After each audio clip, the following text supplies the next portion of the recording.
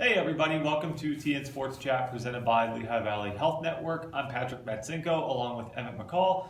This is our first edition of the winter sports season. And you're dressed for the yeah, winter and I'm sports very much season. dressed for the conditions. A little cold outside, also a little bit cold in our conference room, but I've dressed appropriately. So while it might be cold outside, things are heating up on the hardwood, Emmett. Yeah, so that's great transaction right there, Pat. We actually do have a few boys basketball teams that are off to really good starts in the young season. We have a 3-0 Marion team. We have several teams, including Panther Valley, Tamaqua, and Lehigh, all have one loss.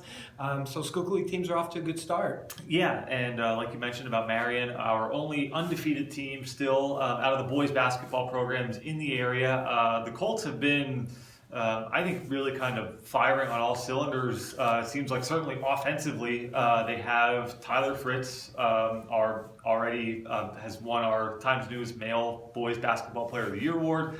Certainly a huge figure and piece of that program and what John Patton does there. Yeah, they're averaging almost 69 points a game through 3 games. Had an exciting overtime win over Jim Thorpe in the opener. Had Lehigh its only loss of the season, and then beat Freeland MMI pretty good earlier this week. So, and like you mentioned about obviously Marion, and we kind of talked about their start, but we also have several other programs. You mentioned Lehigh, we have also Tamaqua, we have Panther Valley, and those are teams that, in some ways, that they've lost some talent from a year ago, but they've also returned a good bit of talent, and they also have some newcomers that are playing really well. Yeah, I think one of the interesting team there is Lehigh, in that Trevor Miller's third year in charge of the program. They won 3 games his first year, 6 games last year. Did the preview with Trevor. He said the goal was 12 wins, at least 11 gets you into the District 11 playoffs, and they're on a really good start to meet that goal. They have a couple of really impressive wins, beat a Palmerton team that's supposed to be pretty good this year, beat Northern Lehigh, another local team, and then had a really nice Schuylkill League win over North Schuylkill last night. So Trevor's got them off to a good start. They have 3 scorers that are really playing well early in the season. Yeah, and you think about just kind of going back maybe to that opener where Ben Schatz had a really nice game for the Indians in that one. Zach Hunsaker played really well in the win. Just last night Wednesday night against North Schuylkill. And you have Devin Haight as well, and those guys have all been there. They've been contributors, and they've just kind of settled into maybe bigger roles with the team this year, and kind of really, kind of accepting that. Right, and Trevor talked about that they were all starters or guys who saw quality playing time last year, but, they averaged 7-8 points a game. He needed them to take it up to another level, thought they would, and they have so far. Yeah, and I could say that just after I covered the Lehigh Palmerton girls game opening night, and then the boys game followed at the elementary center, and that place was packed, and the energy was incredible. So, that's a case where you could see a little bit there of just kind of what they could be building toward, obviously, when you have those big kind of rivalry, opening night type of And speaking of that, same night, opening night, Jim Thorpe and Marion played up at Marion. Yeah. Strack covered that game, and he had the same report. He said the place was packed, student bodies were into it, which is great to see. Early season games. That's why we like those local rivalry teams, Times News area teams. So much fun. Playing together, yeah. So we've had a lot of that early in the season. Yeah, and we had kind of talked too about Panther Valley as well, and that's a team that has kind of played. Do you think maybe more kind of like that up-tempo kind of, quick, get the ball up the floor? Pat Cramsey loves to go up and down. Yeah. Now they lost the person who who ran it. In our Times News Player of the Year. Randy Figueroa. He was obviously a spark plug. He was the catalyst for that offense. And I'm sure they're missing his talent, but they certainly haven't changed their style of play. Panther Valley's off to a 4-1 record. They're averaging around 70 points a game through the first 5 games of the season. So playing really good ball. Aaron Gutierrez, transfer from Tamaqua, didn't play very much at Tamaqua last year. He averaged, in Panther Valley's 3 wins last week, averaged 19 points a game, so he's playing really well for them.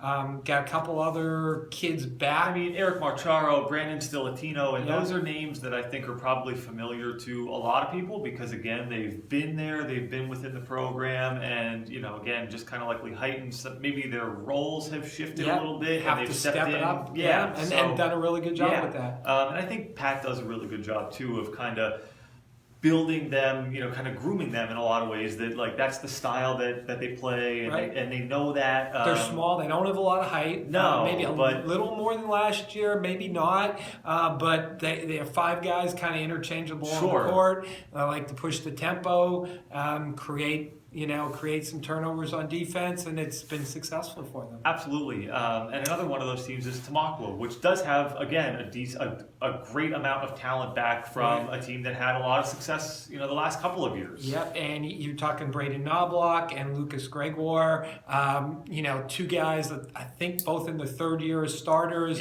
both averaged in double figures through the early part of the season. Tamaqua was off to a 4-1 start. They beat in Schuylkill Valley, Shenandoah, Kutztown, and Notre Dame of East Stroudsburg. Notre Dame of East Stroudsburg is usually a pretty good team. Beat them. Only lost was to Nazareth, I believe, Which is, early season, which a 5A, 4A, 5A a big, team. huge EPC school that is going to be kind of contending and competing down there. And Right. then, so they have a couple other kids, both Gregoire and Knobloch were key members of the football team that had all that success. Nate Boyle's playing basketball this year. They have a couple of other kids, Sean Levine, someone else. They have a couple of kids from that football team who've just transferred right over. And kind of bring that winning attitude there. So they're off to a good start. Yeah, and I think that was such a fun ride for the football team and kind of the culture of the community and everything that it sort of generated and created in Tamaqua, and now I'm sure they just want to kind of keep that momentum going into basketball season. But I mean, as far as some of our other teams, we have Weatherly off to a 2-2 start, Palmerton's off to a 2-2 start, Pleasant Valley's off to a 2-2 start. So we got the 4 teams with winning records, and you've got 3 of them right there, at 500. And in addition to some of the action that we've had on the court this week, kind of going back to Pleasant Valley, news broke earlier this week that the basketball program is currently being investigated regarding eligibility of a certain group, I guess, of players and whether or not they actually reside within the district, and that's something that is ongoing. It's obviously not easy to get and not really able to get too many details as those things are still kind of being worked through in a lot of ways. But I had a conversation with the superintendent. That was in Thursday's paper. Yeah. And then today you had another interview with Bob Hartman, District 11 representative. He's from Whitehall, and that's going to appear in Friday's paper.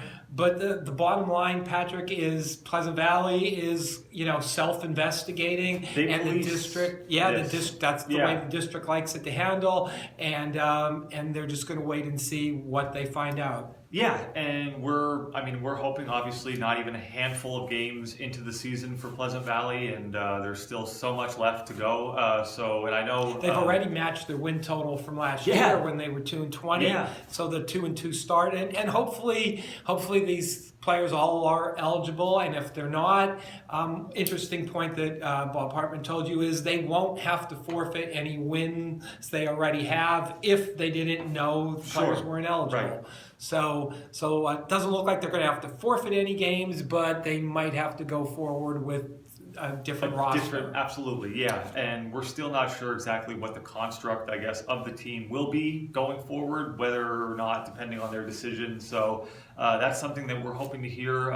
Dr. Brennan said within a few days. Right. So keep an eye out on read the Times News, check our online site. Once the official word breaks how it's going, we'll have updates on that. Absolutely. So that'll be hopefully coming by the time we're back with you next week. But as far as boys basketball, certainly a lot to look forward to as far as what we've already had. And then also just we have some holiday tournaments coming up. That's always fun as we're kind of getting into that season. Slatington Rotary Classic has 4 local teams. Jim Thorpe, Lehighton, Palmerton, and Northern Lehigh are all playing in there. That is starting the day after Christmas, 26th and 27th. So that ought to be fun.